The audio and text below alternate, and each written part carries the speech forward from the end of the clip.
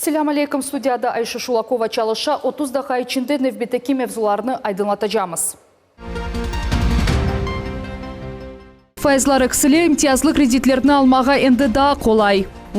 Biz oktyabrning birinden aman epsiz sallarda kredit stavkalarini eksiltemiz. Küçük ve orta biznesinin yardımı hakkında bizim levhamızda.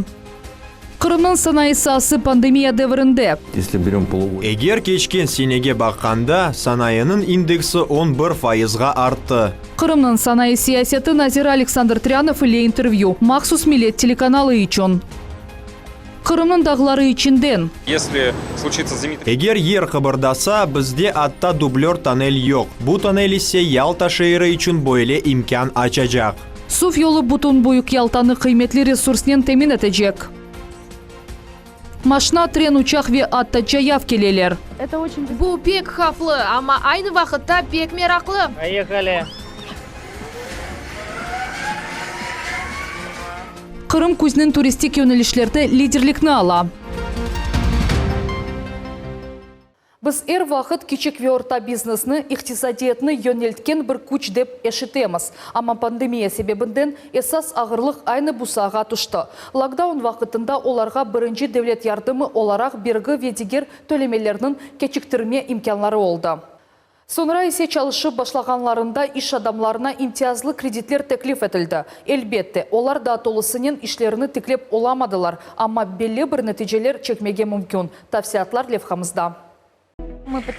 Biz divanlarını aşhanede endi suğa batkan холодильникlerini kotermege tırıştık. Bu videonu Olga Kuzmenko Keriç'te suv baskan vaqt çıkargan edi. Onun kafasını suv bastı. Bu yerge kirli suvlar pek tez kelip yetti. Bir kaç saniye içinde em pahalı aletler, em texnika, em aşağıt battı.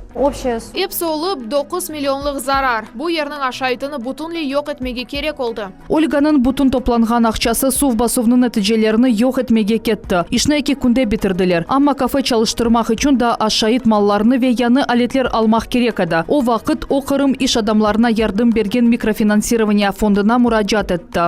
Bana imtiyazlı prosent boyunca maksimal kredit berdiler. Bu borçga bergen keba. 24 ayga yarım milyon akçam. Olardan 300 binge men холодильникler aldım. Çünkü kafelerde bu birinci gerekli şey. Mikrozaym biznesçiye maxsus ava şaraitlerinden zarar көрген iş adamları için işlep çıkarılgan. Bu fondda en az faizga 5 milyon rublege kredit almağa mümkün.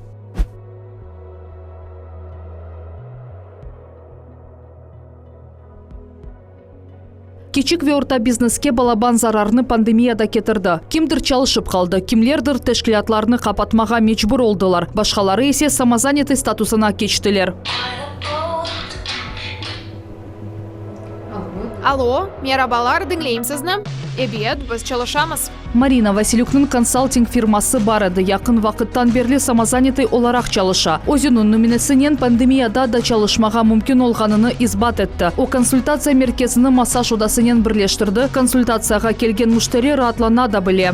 Birinciden kiralamada masraf eteyimiz. İkinciden biz iki biznesini birleştiremiz. Fikirni o'zlarimiz uydurdik ve sınab baktık. Müşterilerimiz endi bar hem begineler hem aktual. Biznesini kelleştirmek için idmancı imtiyazlı zaymını aldı. Kompüter ve rahatlık için gerekli aletlerini satın aldı. Şimdi yanı ofiske koçmege hazırlana. Bu biz banklardan algan faizlarga göre pek az. Men mesela biznesimi inkişaf ettirmek için algan edim. Tap 16 faizga çıktı. Bunda ise tek 5 faiz. Samazanetiylarga mikrozaym boyunca faiz Rusya'nın merkezi bankındaki stavkanı aşmay. 3 ayga erteleme de var.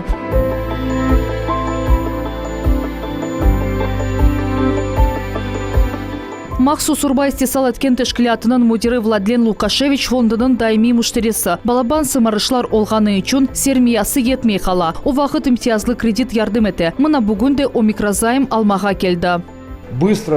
Tez ve oңайтлы, faizi da pek az. Teşkilatlarının sermiyenin olgan problemlerini çözmek için pek oңайтлы. Bu fond Kırım'ın iktisadi inkişafı vezirligi tarafından açılgan edi. Onu resmi olmagan kontoralarının karıştırmağa gerekmey. Bu küçük ve orta biznesden uğraşkan ve samazaneti sayılgan iş adamlarına yardım etken devlet teşkilatı. Şimdi 19 tane imtiyazlı programa çalışa. 7 yıl içinde 4 milyardlık mikrozaym berilgendir. Yılda 500'ge kadar iş adamı bu fondun hizmetinin kullana.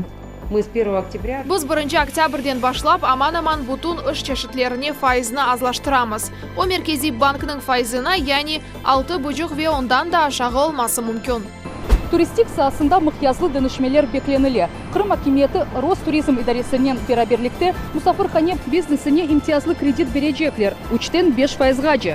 Бизнес үшін 15 жылға берілген ақчалар вазиетні баяғы дөнішірежек. Қырым банкларындан бірі курорт саасындаки дөнішмелеріні кечірмек үшін енді 10-ға якын ариза қабыл етті. Комиссия, которая... Лейхаларны сайлаган комиссия федераль. Ве умут етемізке, яқын вақытта біз бір қачдане яны мұсафирхане комплекслеріні елде етерік. Инкишаф етменің ен балабан дестекчісі ратлық сасына айрылған сермеядыр. Қырымның санайы тәшкілатлары санын инкишафы ве экспорты насыл қол тұтмаларыны беклемесі мүмкін. Бұл ақта біз Қырымның санайы сиясеті везері Александр Тряновнен лафет еджеміз. Оның Милет телеканалына берген эксклюзив интервьюсы. Александр Александрович, здравствуйте. Здравствуйте. Этот год, как и прошлый, из-за пандемии выдался непростым для многих сфер деятельности. Как обстоят дела в промышленности? В промышленности обстоят дела лучше, чем в прошлом году, если мы говорим в абсолютных цифрах. Если берем полугодие прошлогоднее и это полугодие, то на 10,6% у нас индекс промышленного производства увеличился. Объем огруженных товаров тоже увеличился процентов на 20. Промышленность развивается, двигаемся. Ну, как вы знаете, промышленность не останавливалась во время пандемийного года. Есть нюансы, конечно, по реализации продукции. Хотя мы сейчас, опять же, повторюсь, уже по сравнению с прошлым годом объем огруженных товаров у нас выше на 20%. Развиваемся, двигаемся как бы вперед. Промышленность Крыма – одна из ведущих отраслей республики. Представлена ли наша продукция на внешних рынках? В цифрах с прошлым годом за этот же период где-то на 2,6% у нас прирост по экспорту. Да, конечно, представлены. У нас, более того, ряд наших предприятий, они являются уникальными. Титановый завод, титановые инвестиции, бромовый завод. Бромовых заводов в мире вообще, в принципе, не так много. Диоксид титана тоже единственный завод в Российской Федерации, который он производит.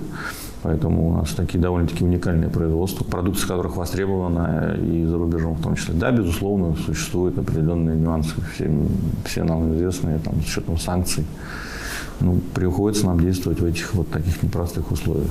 В советские времена порядка 45% промышленного потенциала было сосредоточено в Красноперекопске и Армянске. Какая работа ведется по модернизации системообразующих предприятий на севере Крыма? Двигаемся, модернизируемся. У содового завода на пятилетку 5 миллиардов рублей собственных инвестиций заложено. 2 миллиарда уже вложенных денег. Пользователи наших субсидий в том числе. Мы вот линию открывали пищевой соды. Там частично наши деньги республиканские субсидии. 10 миллионов рублей мы им на оборотку выдали из нашего регионального фонда развития промышленности. Дальше двигаемся уже и с федералами, с федеральным фондом развития промышленности о больших суммах. Ну, то есть порядка 5 миллиардов рублей они планируют только собственных средств вот, за пятилетку вложить. Это много. Действительно идет модернизация, переоснащение. Украинский период, к сожалению, вообще ничего не производил, ну, по большей степени. Да? Такого глобального переоснащения завода, модернизации не видел даже со времен Советского Союза. Бром активно развивается, тоже вложил большое количество своих денежных средств. Порядка тоже 2 миллиардов рублей. 268 миллионов по фонду развития промышленности они получили. Новые бромиды, новые продукты. И вот мы на следующей неделе с ними договорились. Хотим опять по новой номенклатуре продукции, новый цех, новое производство. И будем сейчас тоже через фонд развития промышленности вместе с ними работать. Поэтому мы вплотную со всеми предприятиями работаем.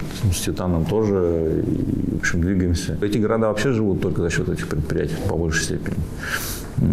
Тем более это большие крупные налогоплательщики для республики в целом. Программы развития имеют все российские регионы, крупные и средние проекты государство, само собой, поддерживает. А как выживают малые предприятия и частные предприниматели? На них также распространяется государственная поддержка?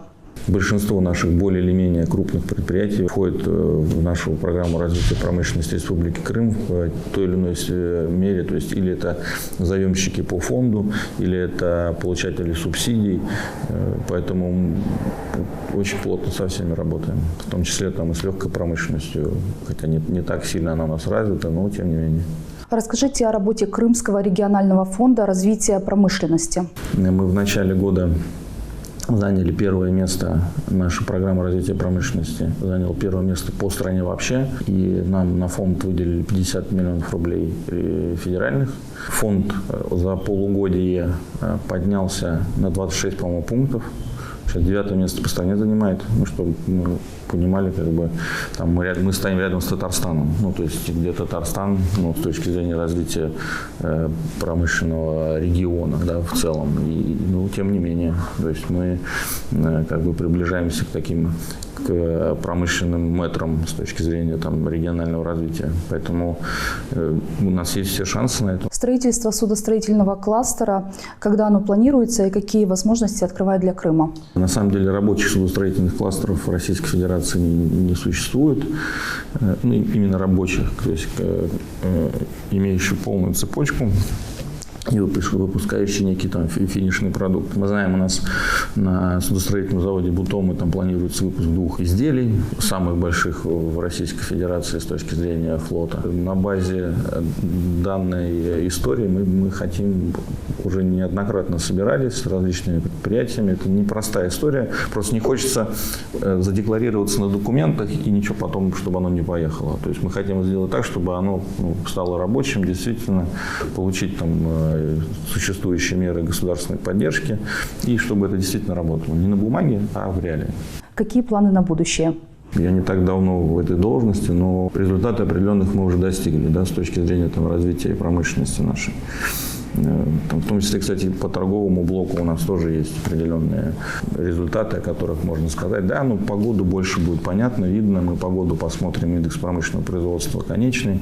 Мы уже видим, что это 100% будет больше, чем в прошлом году. Прошлый год пандемийный совсем. Мы, скажем так, стагнировались немножко, нас практически не изменилось, потому что многие регионы сильно упали. Но мы сохранились практически в 100%. В том, чем было. В этом году мы сильно увеличимся. Мы это видим сейчас уже по цифрам. По торговле, в том числе, поставлены задачи главой республики по систематизации НТО, всем нашим печально известными. Мы их уже систематизировали серьезно, демонтировали незаконные, сократили места, которые не востребованы. При этом, при всем, за первое полугодие мы собрали, по-моему, на 30% больше денежных средств, чем за весь прошлый год. За полугодие больше, чем за весь прошлый год. То есть мы увеличили собираемость, и при этом количество их незаконных, понятно, не идет речи, только все демонтированы. В республику поступает больше денежных средств. Мы по пляжам в 10 раз увеличили поступление, то есть, представьте, в 10 раз, это разы. А по промышленным предприятиям наращиваем, еще раз говорю, индекс промышленного производства и количество товаров огруженных. Мы же понимаем, что это налоги, и это налоги, поступающие в республику. Александр Александрович, спасибо за интервью. Спасибо. Ялтаны сувнен тәмин этмеге қиын ама мүмкін. Бақчысарай районындаки су фағыларының тамираты актив басамақта. Енді 1,5 километр тоннель қазылды. Технология уникаль. Тоннельге тюбинг алқалары қойыла. Айны бөле шекілде балабан шерлерде метро құрыла. Айны бұл вақытта Қырымның дигер тарафында яны канализация коллекторы құрыла. 17 километрден енді 10 километрі ясалған. Бұл коллектор тек пайтақтады гілді бұтын Ахмежит районына қызмет етежек. Мевзыну Эльмас Аблакимова девам етежек.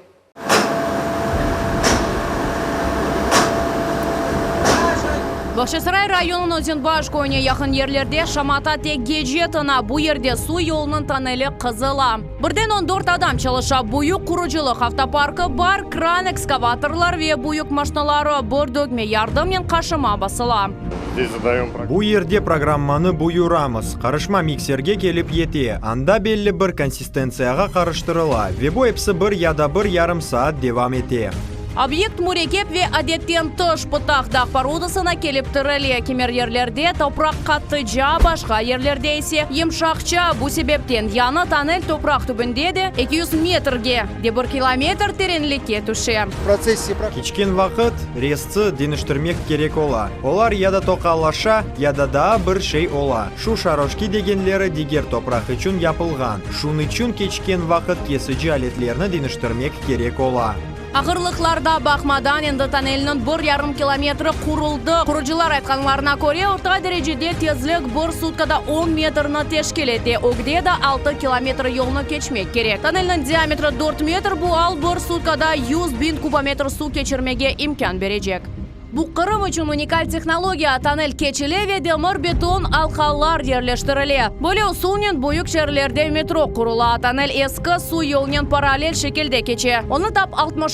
seneleri kurulgan ediler. Onu eski kısmına endi bir şeyge yaramay meselenin çözülüvü yolu tapıldı. Eskisini rekonstruksiya etmek ve yanısını kurmak. İşler 9 milyard rublege federal maksadlı programı boyunca alıp barıla. İşlerinin finali 2024 senenin fevral ayına tayinlendi. Kuruculuk bitken su özü temizlenip inşaatlarga akıp gelecek. Böyle etip regiona kıymetli resursun tolusunu temin etmek mümkün olacak. Ahmetjete ise kanalizasyon kollektorunun kuruculuğu toxtavsız gece gündüz alıp barıla. Tranşeya kazılmay işler kapralı şekilde alıp barıla. Bu ekologik texnologiya. Xavfsız ve üstteki kommunikatsiyalarga kederi etmey. Şimdi obyekt 70%ga hazır. Коллектордан гайры biz emde olgan ağlarны rekonstruksiyasını keçiremiz. Bir-birine avuşamız. Bu stoklar kollektorga düşmeleri için. Bir sutkada tonnelinin 15 metrini yerleştiriler. Borunun diametri 2,5 metrden 3 metrgece. Biz siznin 6. şahtada bulunamız, Lenina bulvarında. Bu yerde teknik donatılıq boyunca işler alıp barıla. Bu yerde demir beton katlar, bosağalar, qoralar montaj edilecek. 4. şahta işke koşuluğu boyunca işler kete ve onu teknik cihetten donatalar. Teren yerleştirilgen kollektorunun fiyatı 11 milyard rubleden ziyade. Kollektor tek Kırım paytaxtına degildi. Buyuk Ahmetjet rayonuna hizmet gösterebilecek. Üstten bakkanda kollektor hakkında tek lük hatırlayacak. İşler grafik boyunca alıp barıla obyektini 2023 sene noyabr ayında tapşırmağa planlaştıralar. Şifalı musafirçen ve koloritli turistler Kırımны ayны boyle bileler. Yıl-yıldan yarımadamızның popülarlığı ve mында kelgen rahatlanğanlarının sayısı eparta. Bu yılı Kırımga 8 milyonga yakın adam keldi. Kuzinin salkın havasına bakmadan bu mevsimde de musafirlerinin çok kelmesi beklenili. Kırımның Kadife mevsimi aqtan növbeti kelevxamızda. Ayşe, güneş tübünde rahatlanmağa yeter. Barхатный сезон еще. Adamlar güneş ve sıcakka indi alışıp kaldılar ve kuz havasına boysunmağa istemeyler ve hatta isi günlerini daha bekleyler. Bu güneşi çok lakin pek kızdırmağan bir vakıttır. Plaj ve yalı kenarında ise adam az ve tınçlık hüküm süre. Kadife mevsimindeki rahatlık lotereya gibi her şey havaga bağlı. Deniz tizge kadar bu azaq denizi aqta. Kumlu plaj pek güzel. Şimdi mında adam yok. Su ise 17 derecege suvadı.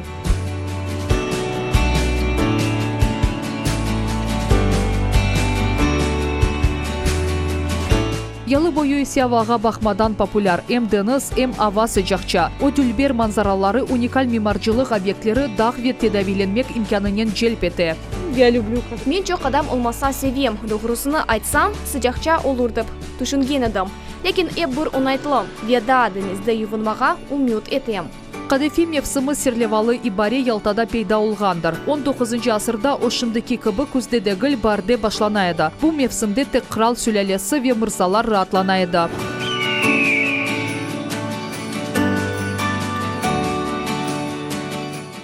Bu ise Kırım ve Avrupa'nın en yüksek uçan sularından biri. Su 100 metrege yakın yükseklikten aqa. Onun için o uçkan gibi görünüyor. Taganrog'dan kelgen Mirchenko ailesi bu dülberlikni seyretmege aşıqtı. Bu ziyaret umur arkadaşına doğan kunlik bakşış. Хочется быть любимым. Böyle yerlerde sevmek ve sevimli olmağa isteyim. Ekstrem drive ve unutulmaz duygular. Onlar için çok ısı turistler Aypetri dağına kele. Mında 1200 metreden ziyade asılgan köprüden geçmege mümkün. Sanki havada katıp kalasın ve uçurum üstünden geçesin. Страшно все, что... Korkunçlu, her şey salana. Sanki buna şimdi yıkılacaksın. Bu şeye pişman etmeyeyim. Bu pek güzel duygular. Dağımında trolden enmege mümkün. Kokte kuş gibi uçmağa, Dülber dağını gözetmege ve tendürüstlükten tolmağa mümkün. Это очень... Bu pek haflı ama aynı vakitte pek meraklı. Поехали.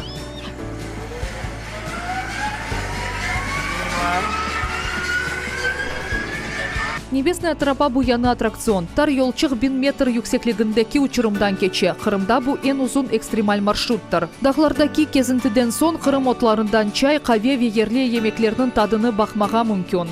Эршей пек лезетле, хусусан аджика.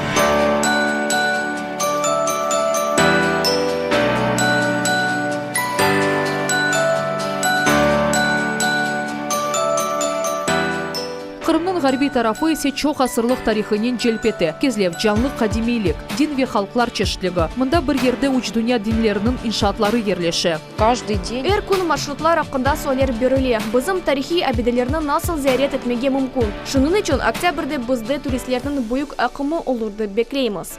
Кырым күсмевсімінде ең популяр йөнелішлерінің лидері ола. Бұны санаторий ве отеллерді yüksek бронь таздықлай. Нам, безусловно, нужно... Біз элбетте номерлер фондыны кенешлетмек керекміз. Олғанларында реновация кечірмелі. Ел бойы çalışma imkanımız ise turistlерні музави шекелде қабул етмеге фырсат бере. Сентябрь айы яғбырлар кетірді, ләкин кедерленменіз. Синоптиклер айтқанна көре, күнешли ве сыжақ ава бізні келечек авта беклейчек. Температура воздуха. Күндіз ава егрім 2 дәрежеге же сыжақ олачақ, ләкин діні суық башлады.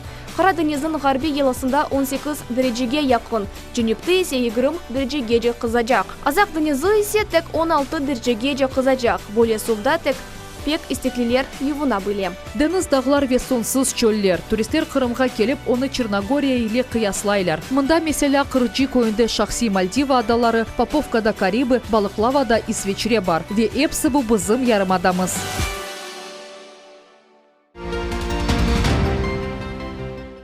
Bugünge bu neticelerden hepsi еді. Көрішкенше.